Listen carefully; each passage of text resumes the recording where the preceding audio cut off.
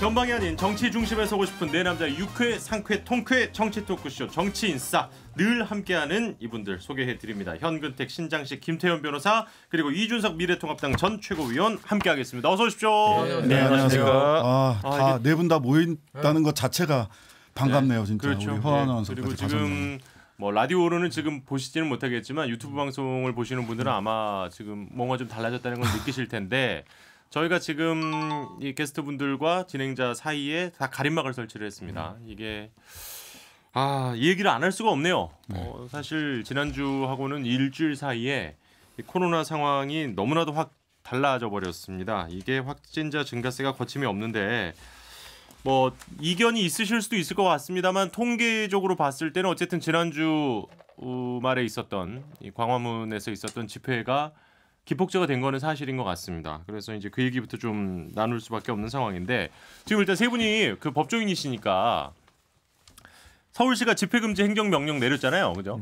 그랬는데 행정법원이 집회해도 된다. 그러니까 시간보다 빨리 끝날 것 같고 인원도 소규모라 괜찮을 것 같다라는 취지로 일단은 집회해라라고 얘기를 했는데. 생각보다 더 많은 사람이 모였고 그러면서 또 좀 이렇게 되면서 상당히 많은 분들이 그때 당시에 재판부 결정에 많은 지금 심지어 뭐 분노까지도 지금 표현을 하고 계세요. 일단 예. 결과론적으로는 그렇죠. 결과론적으로는. 근데 이제 그 당시 이제 법원 입장에서 보면 사실 집회를 불허하는 게 사실 굉장히 어렵습니다. 그렇다고 집회의 하더라고요. 자유를 예. 헌법에 보장을 하고 있고. 그리고 수많은 집회들을 사실은 예를 들어서 뭐 집회를 반대하는 예를 들면 뭐 민주노총이 이제 도로 이제 행진하고 그러면 왜 주말에 막 차 막힌다 뭐 어쩌고 막 이래도 예. 다 허가를 해줬어요.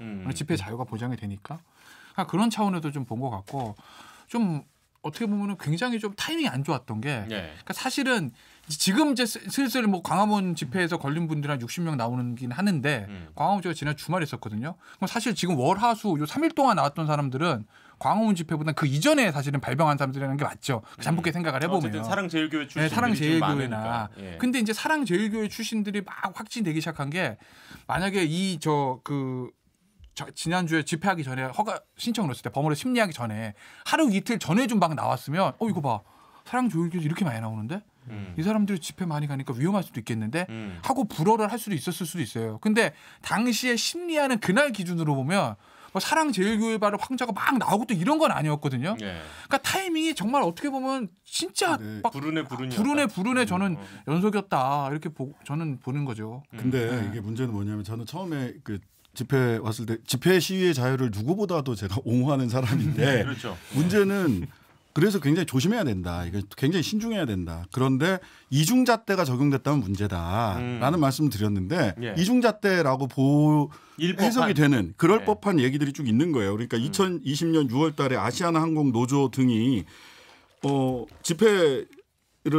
집회와 관련된 것에서 그 박형순 판사가 해당 집회에 코로나19 확진자가 참석할 경우 역학조사 및 방역이 매우 곤란해질 수 있다라고 해서 집회를 불허했단 말이에요. 근데 이번 그 결정한 거 내용들을 보면 역학조사나 이런 의료 관련해서 굉장히 서울시 쪽에서 힘들어질 수 있다라고 얘기를 하니까 역학조사 등으로 인해 소요되는 의료 역량이 사회적으로 용인될 수 없을 정도를 넘어선다라는 사정을 알 수 있는 자료가 없다. 이건 무슨 말이에요? 그러니까 말도 엄청 꼬아놨어요. 직업으로 삼은 사람인데도 무슨 말인지를 전혀 모르겠는데요. 그러니까 원래 판결문이 그래요. 그러니까 굉장히 꼬아놨는데 어쨌든 간에 아니했다고 할 수 없다. 뭐 결과적으로는 역학조사 등으로 인해 소요되는 의료 역량이 그렇게 뭐 많다고 볼 수 없다. 이런 논거를 가지고 집회를 허가를 해준 거예요. 말씀처럼 그러니까 과거의 사례와 다른 것도 있는데 이번에 결정의 문제는 뭐냐면 한 10군데 정도가 집회 신고를 했거든요. 그렇죠. 그러면 이게 사건을 아마 물론 다른 판사들이 했는데 8개는 이제 기각되거나 각하되는데 2군데가 허용된 거잖아요. 예. 그러다 보니까 그 올 사람들이 다 글로 간 거예요. 갔어요.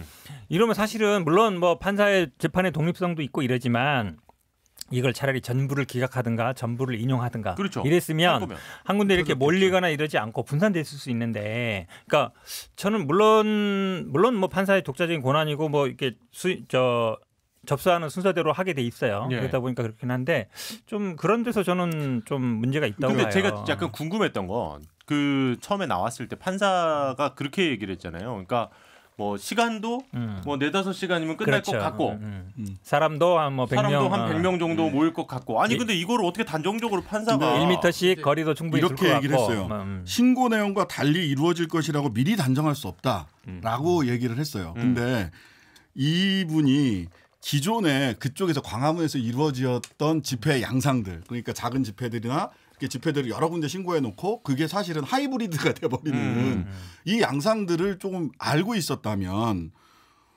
신고 내용 보면 동아면세점 앞에서 일파만파라는 보수단체가 100명 그다음에 을지로 입구에 국투본 그 민경욱 그 전 의원이 주도하는 데가 2,000명 신고했는데 사실 당일날 한 2만 명 정도가 그 두 군데 동아면세점과 을지로 입구로 모였거든요. 딴 데가 불어대니까.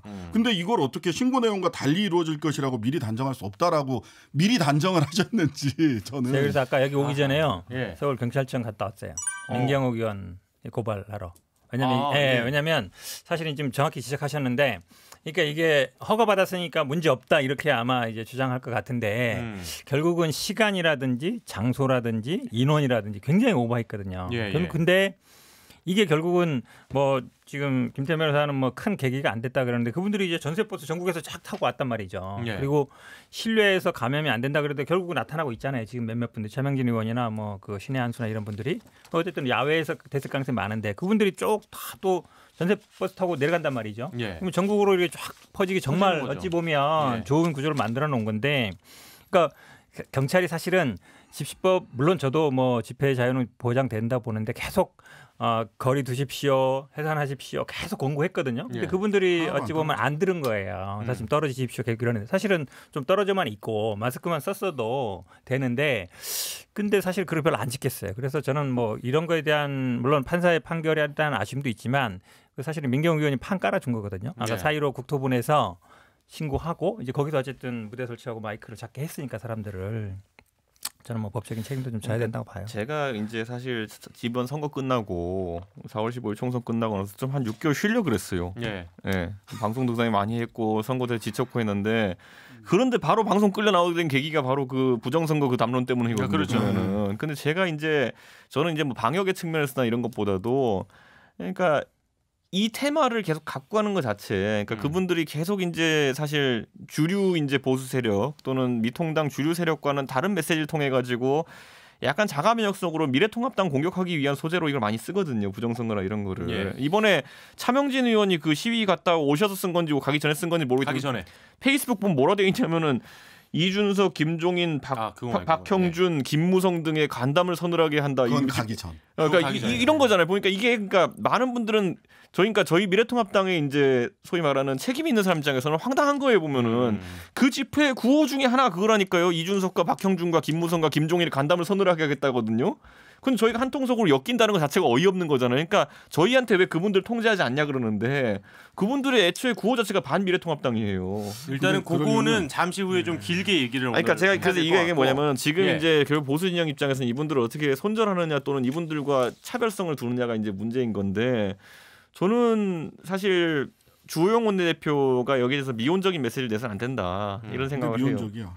왜냐하면 이분은 근데 이건 주호영 의원이 특정하게 이 문제에 대해서만 미온적인 게 아니라 그분 삶의 태도 자체가 미온적이에요. 대다수의 문제에 대해서. 그러니까 저는 그러니까 그건 이해하겠는데 그렇다면은 하태경 의원이 지금 강하게 얘기하고 있고 저도 방송감 강하게 얘기하지만은 더 강하게 얘기할 사람들이 있어야 되는데 저는 그게 굉장히 지금 아쉬운 지점입니다. 오케이. 그 지금 이준석 전 최고위원이 한 얘기는 광고 뒤에 좀 더 우리가 중점적으로 좀 얘기를 해보도록 하고 말씀 세 분이 지금 변호사께서 말씀하신 대로 어쨌든 뭐 판결은 나버렸고 집회를 하라고 이미 결정은 나버렸고 집회는 이미 대부분이 예상할 수 있었으나 그 판사는 예상하지 못했던 대로 흘렀고 그분이 정치인사를 좀 보셨으면 그 집회 그렇게 본인 뜻대로 안 됐을 거라는 걸 아셨을 텐데 좀 아쉽네요. 그러니까요. 광화문에 제가 보기 별로 안 나가본 것 같아요. 뭐 그 이전에 황교안 대표 있을 때 그때도 뭐 많이 했잖아요. 그리고 저도 몇 번 이제 지나면 봤는데 정말 사람 많이 모이거든요. 그러니까 일단은 전국에서 그 판결도 모이고. 좀 아쉬웠지만 지금